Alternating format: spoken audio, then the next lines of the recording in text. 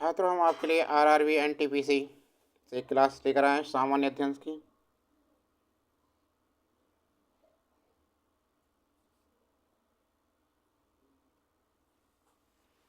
इसमें उपनाम, कथन और पुस्तकों के बारे में क्लास है। क्वेश्चंस हैं, तीसरी क्लास है ये सामान्य अध्ययन से। देखो, पहला प्रश्न देखिए। किस व्यक्ति को सामान्यतः गुरुदेव नाम से जाना जाता था? राजगुरु, बंकिम चंद्र चट्टोपाध्याय, रविन्द्रनाथ टैगोर, महात्मा गांधी। तो गुरुदेव की संज्ञा प्रसिद्ध साहित्यकार एवं नोबेल पुरस्कार विजेता रविंद्रनाथ टैगोर को प्रदान की जाती है।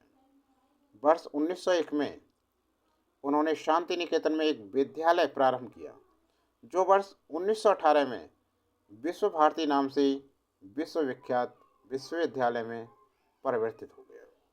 वर्ष 1913 में उनके गीतों की पुस्तिका गीतांजलि को साहित्य के लिए नोबेल पुरस्कार से पुरस्कृत किया गया। तो कौन है ये? विकल्प सी बिल्कुल सही है। इनकी कौन सी पुस्तक को नोबेल पुरस्कार मिला था? किस पुस्तक के लिए? गीतांजलि के लिए।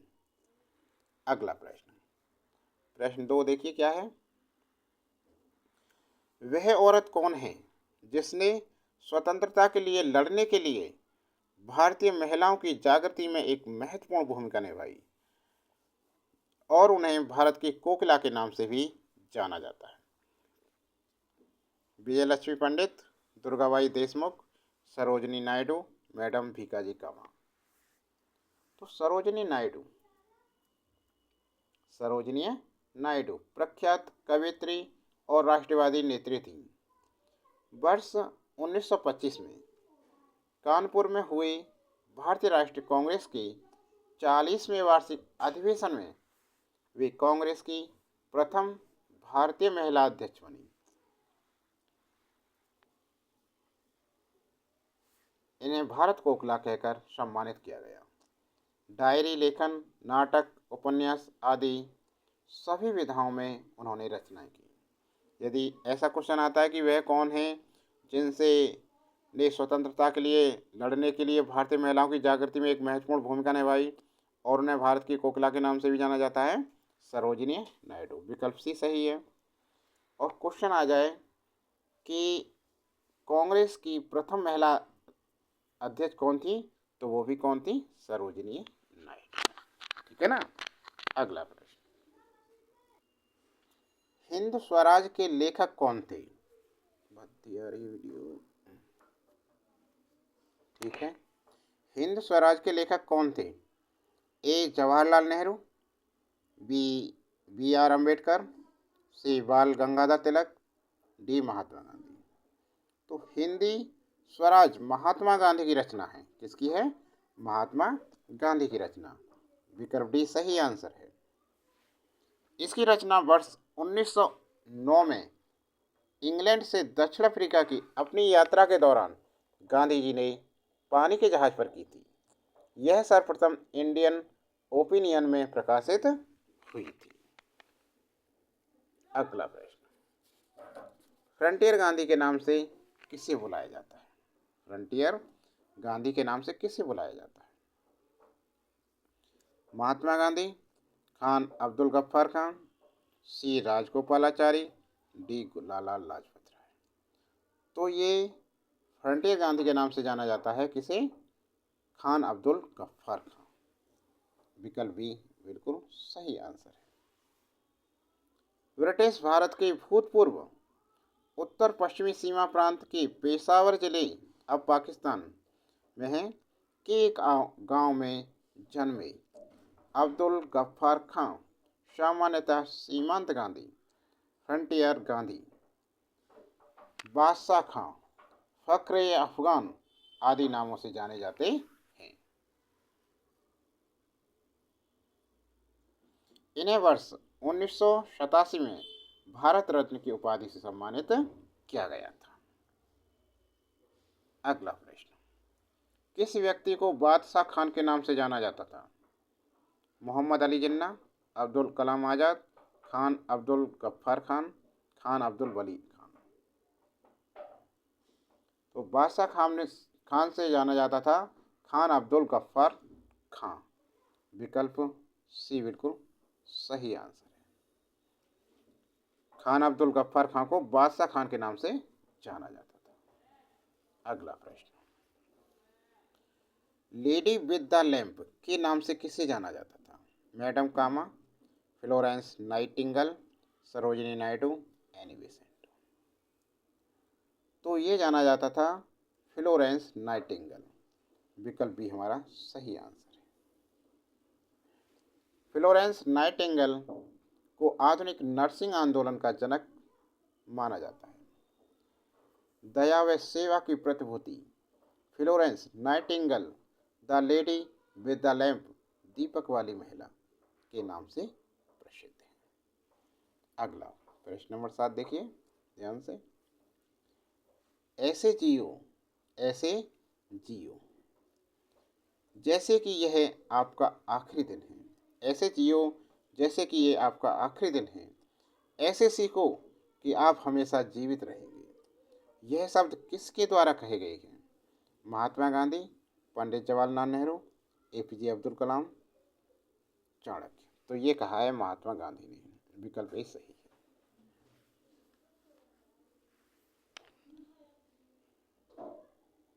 यहाँ देखो,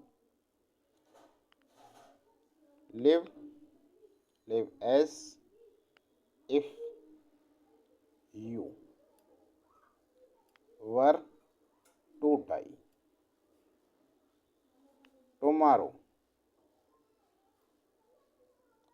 learn as if you were to live forever.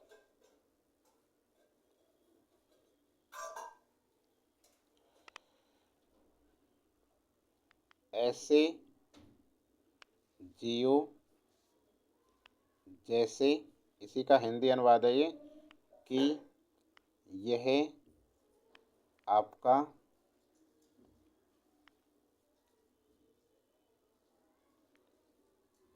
ऐसे जियो जैसे कि आप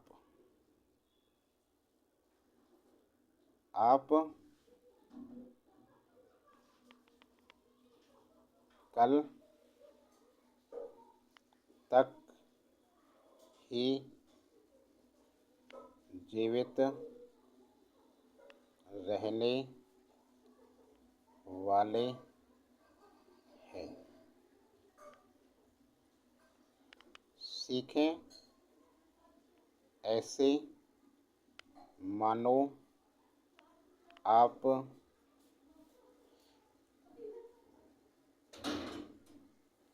हमेशा के लिए जीवित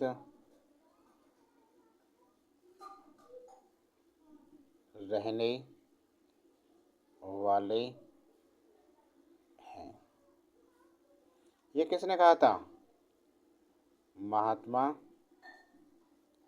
गांधी द्वारा वर्णित सूक्ति है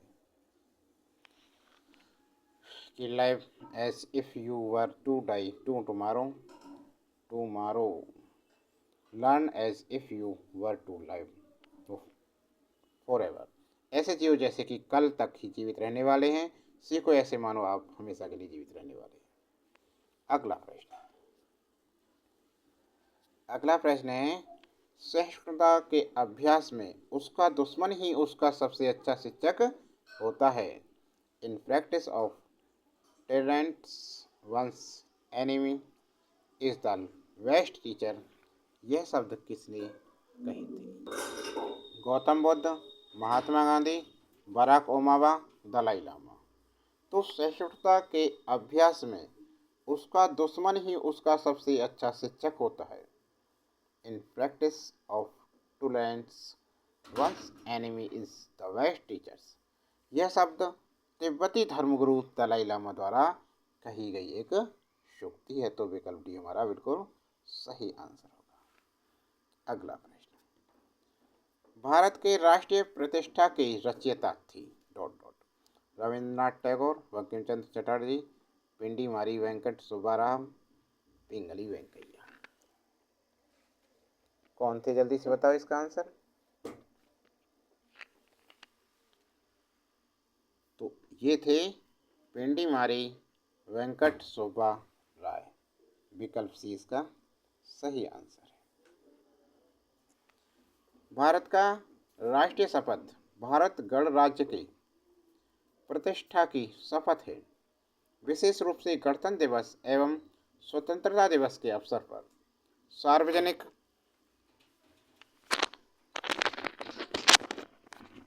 स्थानों पर उच्चारित होता है। वर्ष 1962 में पिंडी मारी वेंकट सुब्बैया राव द्वारा तेलुगु भाषा में रचा गया था। बाद में इसका अनुवाद करके भारत के सभी अन्य क्षेत्रीय भाषाओं का इसका प्रचार किया गया। अगला प्रश्न, निम्नलिखित में से अनुसरण किए जाने वाले धर्म एवं पवित्र पुस्तक का की कौन सी जोड़ी असंगत है। इस्लाम कुरान, सिख धर्म गुरु ग्रंथ साहब, जैन धर्म उपनिषद, ईसाई धर्म बाइबल। देखिए, कुरान, गुरु ग्रंथ साहब एवं उपनिषद नहीं, उपनिषद जैन धर्म का नहीं है, हिंदू धर्म से संबंधित है। बाइबल, इस्लाम का कुरान बिल्कुल सही जोड़ा संगत है ये। सिख धर्म का गुरु ग्रंथ साहब बिल्कुल सही है। ईसाई धर्म का प्रमुख ग्रंथ क्या है, बाइबल है। जबकि उपनिषद वैदिक धर्म से संबंधित धर्म ग्रंथ है, न कि जैन धर्म से। तो ये असंगत है और यही हमारा आंसर होगा विकल्प से। अगला प्रश्न, मनुस्मृति का अंग्रेजी में अनुवाद किसने लिखा था। मनुस्मृति का अंग्रेजी में अनुवाद किसने लिखा था। H.C.G. Wells, H.G. Wells, George Wooler, Ralph Griffith, H.H. Wilson. तो मनुस्मृति का अंग्रेजी में अनुवाद लिखा था जॉर्ज वूलर ने। विकल्प बी बिल्कुल सही आंसर है। भारत में वेदों के उपरांत सर्वाधिक मान्यता और प्रचलन मनुस्मृति का ही है। मनुस्मृति का अंग्रेजी अनुवाद कई बार हो चुका है। डॉक्टर जॉर्ज वूलर का अनुवाद सर्वश्रेष्ठ है। उन्होंने एक विद्वतापूर्ण भूमिका में कतिपय समस्याओं का उद्घाटन भी किया है। तो ये क्लास कैसी लग रही है आपको, अच्छी लग रही है तो लाइक नहीं किया अभी तक, लाइक करें, और चैनल को सब्सक्राइब नहीं कर रखा है तो चैनल को सब्सक्राइब कर लें, बेल आइकन दबाना न भूलें। प्रत्येक दिन RRB NTPC से क्लास आती है GS की, जरूर देखें। इम्पोर्टेंट क्वेश्चन है सभी, वेरी वेरी इंपॉर्टेंट क्वेश्चन कराते हैं।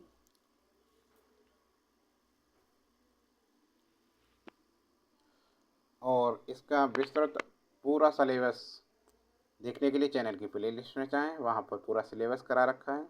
RRB NTPC ऑल सब्जेक्ट्स, ठीक है ना।